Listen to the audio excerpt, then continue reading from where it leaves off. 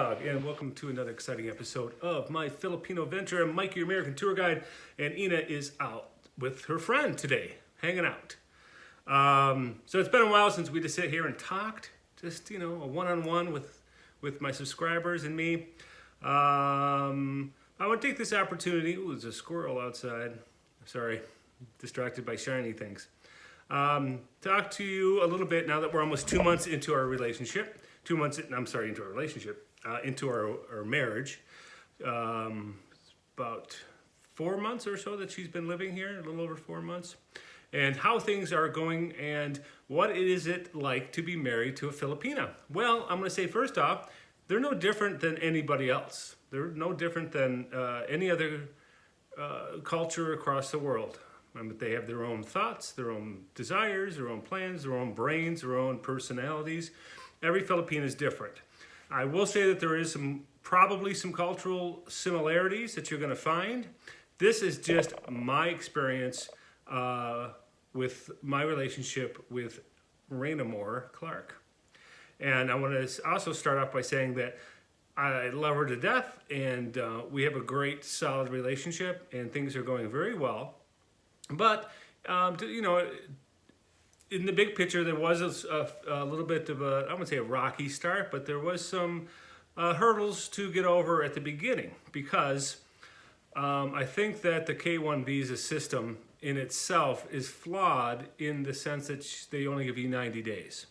Now, if you're like me at all, you want to marry a Filipina or you want to date, just say you meet one on a dating site and you start talking to someone, you really like them, you fly over there a few times, you decide, and it's really rushed. The Filipino culture is very rushed. It's like, oh, I like you, you like me, let's get married.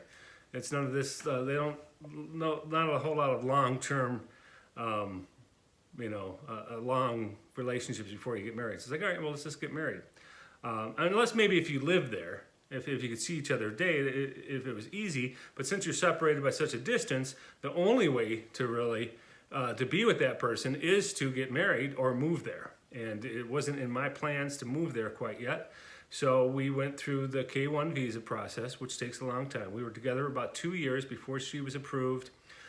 She came here, and then in those 2 years, we talked every day on Messenger, and in my travels, I think I probably spent about 3 months over there total. And you just really don't have enough time to really get to know each other. You get to know each other to a point, but it's different in face-to-face. And don't let anyone tell you differently. There is a big difference between long-distance relationship and actually living with someone. So, excuse me. This is I think the flaw is with the visa program is 90 days is not enough.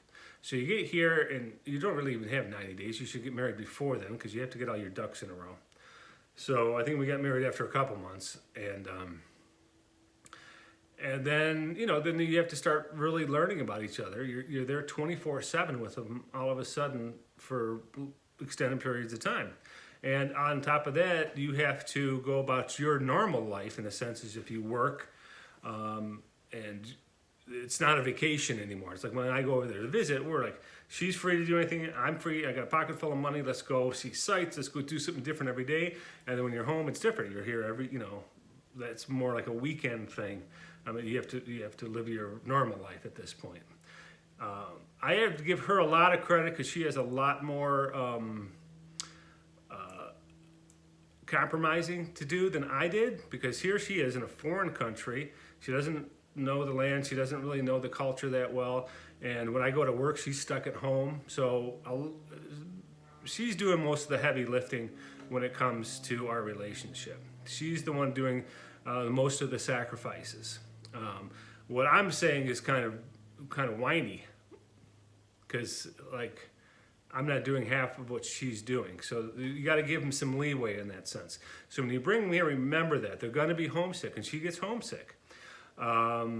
She gets nosebleeds from having to speak English all the time. When my kids come over or we're in public, she doesn't really talk very much to people because, when we're at home alone, it's gibber, gibber, gibber, gibber. But in public, she's a little more self-conscious about her English, even though she doesn't need to be. So, give them some space and give them some encouragement on that side of it. She's a Yna, like I said, everyone's different. She's super sweet. She's very caring, and she's a great wife and she's a great partner. So I have nothing to complain about.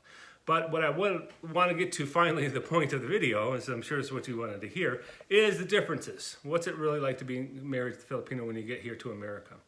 The cultural differences is the biggest thing. And the age difference to a point. Now, we're not a huge age difference. I'm 54, she's 35. She'll be 36 pretty soon.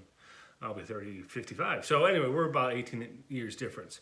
I had been married before, she hadn't been married before. I've got kids that are grown and in college, and she's got an adult daughter also. But, I don't know, maybe, and this is just probably more me, I'm not a real mushy, fairy tale romance type of guy. Maybe it's because life beats you up a little bit as time goes by. So, I love her and I want to spend the rest of my life with her. I'm just not all like us against the world, Romeo and Juliet type of kind of a romantic. And I think that they are a little bit that way. And I really can't see it's the age difference, or maybe it is. Or maybe it's because, not so much the age difference, but experiences. I've been through a little bit more than she has. So I think she's maybe a little disappointed that I'm not as romantic as she, like it is in the movies, but it's just my, I'm not, maybe sometimes not the easiest guy to get along with when it comes to that. I'm pretty cut and dry. I mean, I tell her I love her every day, and I do love her. So, but let's talk about the struggles at the beginning, and they're cultural. I think Ned calls it more copio or something. They have a really high self of ego, or not ego like they're, stuck up or anything, self of worth. So if they're wrong and you call them out on that, you're going to get into a fight, even if they are wrong. Tampo is a real thing. Let me tell you, if you upset a Filipina, in my case with Yna, it is, be prepared for a long, drawn-out thing. Because I think as most, at least Americans, maybe most Western cultures, you get hot-headed, no one's perfect, you get into an argument, and then about an hour later, cooler heads prevail, and you talk it through, and maybe about an hour or so, everything's pretty much back to normal. Oh no, I mean, this can go on for like 2 days. Just quiet, cold shoulder. You don't want to leave and go do and just get out of the house. You don't want to leave her alone. She has no place to go or anything. But I'd say that's our biggest problem is when we do have a misunderstanding. To me, to my view of it is it gets kind of blown out of proportion. So, and I think a lot of you guys know about Tampo, and it's real. And so just be prepared for it.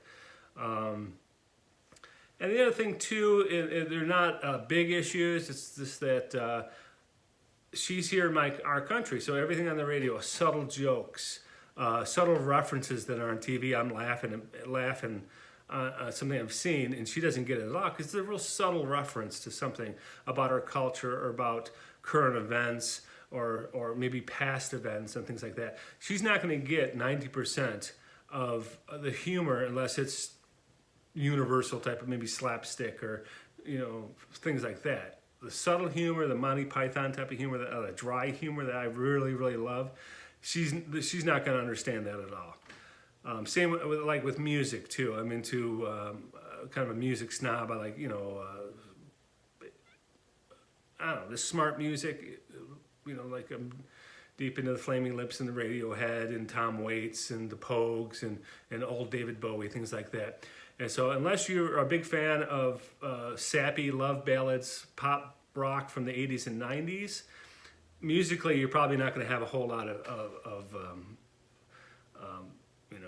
I can't believe it. I'm just totally, a whole lot of similarities in that. I was just brain dead for a second. Couldn't find the word. Like I said, culturally and musically, films, there's a lot of subtle things that she doesn't get that you're used to a partner understanding, because most of us, 90% or not higher, have been in relationships with people from the same culture. Now, I'm sure it's the same if I was living in the Philippines and I would not understand most of theirs. So it's not, like I said, it's not a blame game. It's that she's here in America. You bring your Filipina here, get ready for this. She's not going to understand that, but it's the same thing if you went over there. You wouldn't get. So I'm not like, there's no finger pointing here. It's just a thing that you're going to have to deal with. And you kind of miss that a little bit, miss that cultural bonding between like subtle humor and nuances of jokes and things that you get, but she has no idea about. So that's, like I said, it's not even to say that that's a con, it's just an observation. Trying to think what else it's like to be. Don't think that you're just going to get a mail order bride that's going to come and clean your house and stay, walk a foot behind you and just clean up after you and do whatever you tell them. These are women. These are human beings. They've got their own thoughts and desires, and I can't even believe I'm saying this, but I think some people have a misconception that they're going to get a robot slave if they get a Filipino wife. It's not like that at all. They have wants and needs and thoughts and brains and ideas of their own. So, which is good. This is exactly what I wanted. I want a partner. I don't want to be, the alpha dog and to have someone just around to listen to what I have to say and do what I want. So, and she's not like that at all. But they are great wives when it comes to cleaning the house. Mine is things I never even ask her to do. She's a hard worker. She's very sweet and very caring, very affectionate. And I think that, this is going to last the rest of our lives. I'm pretty confident that things are going quite well. But there is some differences, some cultural differences that you will have to deal with once you get your Filipina here. And don't fret, especially at the beginning, the first couple weeks, the first month or so, there was some ups and downs, not, worth splitting up over type of things. But just, you're going to have to be patient, understanding, and apply your learning curve. And they will have to do the same. And I think in Yna's case, she is really trying. And like I said, she's doing a lot more compromising than I am. So I think I'll wrap that up. So things are going great. There's a cultural differences that you'll have to get over, little nuances. Just work through them. And if you guys love each other, everything's going to turn out fine. So there's a Patreon link below if you'd like to help out the channel, throw us a few shekels and see the channel grow. If you haven't subscribed, please subscribe. What are you waiting for? And if you have subscribed, better ring that bell because that'll tell you the next time I post a video.